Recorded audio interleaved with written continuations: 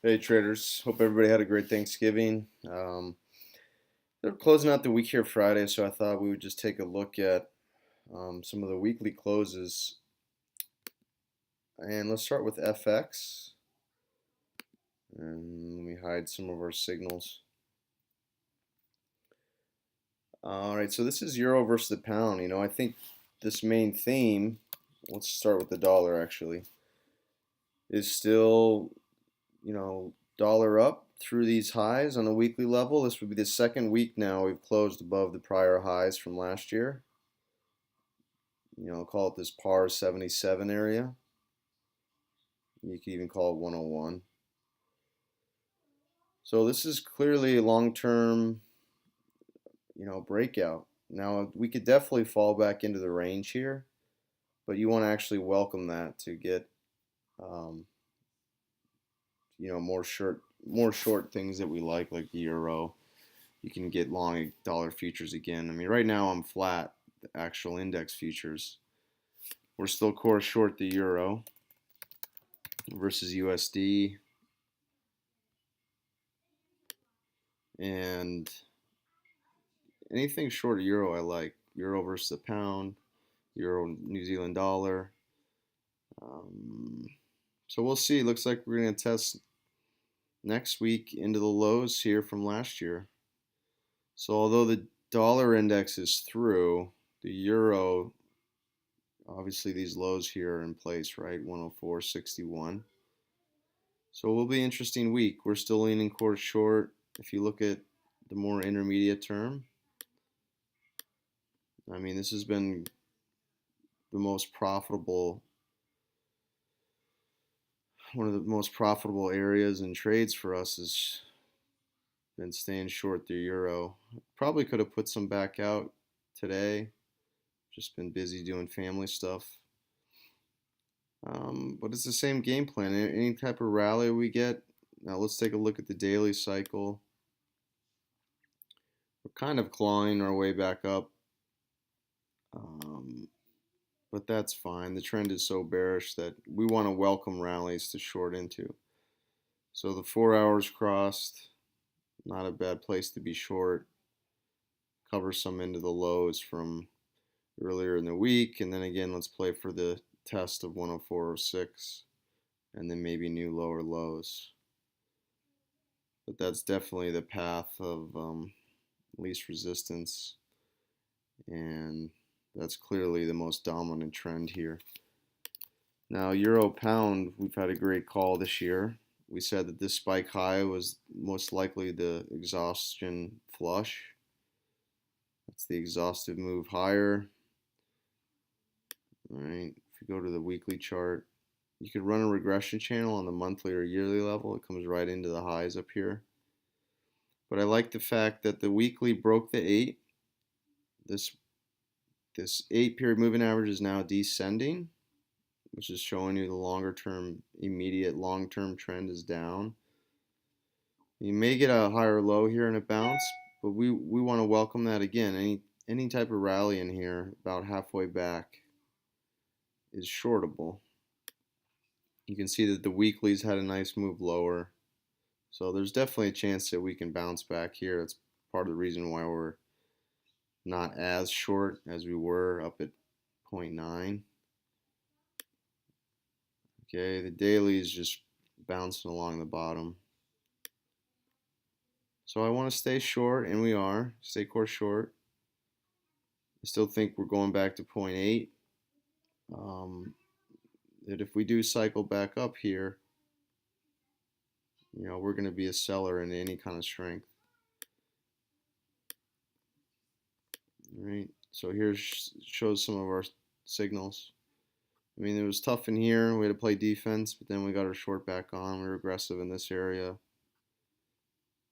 and it's been nice. We've been really taking advantage of this move. So I sold some today. I'll cover into new lower lows. Dollar yen's had a big move. Again, dollar is very bullish. We had a great call here as well. We said you get through 104.5, 105, you can go back to complete a full price cycle back to 111. and that's taken place. So you can see we're long here taking profits. I went small short into pi, and then I took that off on Wednesday just because once we went through pi, there's no reason to be short. But don't chase this thing up long. Don't chase this long up here. What we want is a pullback, 3 to 5 day pullback, and then look to play the long side again. You can see the 4 hours very overbought. The distance between pi, distance away from the 200, is all very overbought. And then big picture, I mean, when you go to a weekly chart, you're high within the weekly cycle. But we've basically retraced half of the move down from this year, which is what we talked about. Very doable. So that makes perfect sense. Emerging markets will continue to be very interesting. The stronger the dollar gets, causes a lot of problems for EM. We're still playing the long versus dollar peso. And, stay tuned next week. We're going to look at some more, some of the other BRICS or emerging markets, India, Brazil. I think there's going to be a lot of opportunity there. I don't know if you want to consider Turkey. I guess you can. We've been long Turkey versus the lira. Lira's just been collapsing. This has been a huge move for us. All right, still long there. Pound versus the yen. Just kind of hanging out here short. It's just in no man's land between these bands and the 200. Pretty overbought. I guess we're trading a 141 handle now. So, I don't know. I don't really like being long. I don't like being short. I'll probably just move. I'm tiny short right now. Doesn't even really matter to me. But we'll see. It may want to test the 200 day up around 144. Maybe we go short then. But the intermediate term, guys, no doubt has been bullish. So you can't be short in this thing in any major fashion. If anything, you want to play it from a small long. Look for day trade longs. That makes a lot of sense. And then I guess just big picture as far as U.S. equities, no longer do I have a short in S&Ps when we went through 2191. I took that off. I am long the Dow and short the Russell, but I'm more heavily skewed towards long the Dow. So we took some profits today. I'm long from in here, like 18,900. And then I'm off sides on the Russell, but it's a small position. So I'm playing the two off each other. I don't want to add to this thing. It's just breaking the new higher highs. At this point, the only reason I'm short is just against kind of a hedge against some of my other longs. So the longer that we stay up here, I still think the market can grind. I mean, this is a crazy move. Look how many 1, 2, 3, 4, 5, 6, 7, 8, 9, 10, 11, 12, 13, 14, 15, 16 up days in a row. It's just nuts. But break to new highs. You can't short this thing. So I'm short just as a hedge, but that's why I'm long the Dow. More heavily long the Dow. And then we're going to look for names to get long. The financials might be some opportunity on the next dip there.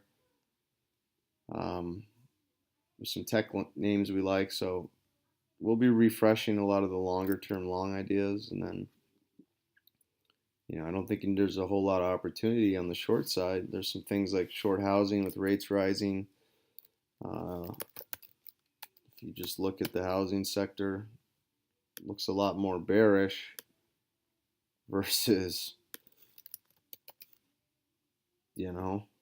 so a lot's changed since the election, and we just have to trade it accordingly. Anyway, guys, enjoy the weekend. Be safe. I'll talk to you on Sunday night. And for those of you that are new, If you want to learn more about what we do, my company is Jenkins Risk Management. The website's jenkinsrm.com. jenkinsrm.com. You can join our chat team, or excuse me, our trading team for free there. We have a chat room. Sign up there. And if you're interested in our real-time alerts product, that's there on the site also. And then if you want to join our trading team, learn to trade our model, you're welcome to get in touch with us. You can do that on the site or send us a message at Jenkins, or excuse me, send an email to support@jenkinsrm.com. Support@jenkinsrm.com. And just building a network of both independent and professional traders. And we take a new approach to the markets, not this old Wall Street type of trading by the seat of your pants, this opinion, that opinion. This is a real institutional forged model that we have. So I don't want to get into it, but that's how, if you're new, check us out. Hope everybody had a great holiday. Enjoy the rest of your long weekend. Again, I'll talk to you on Sunday.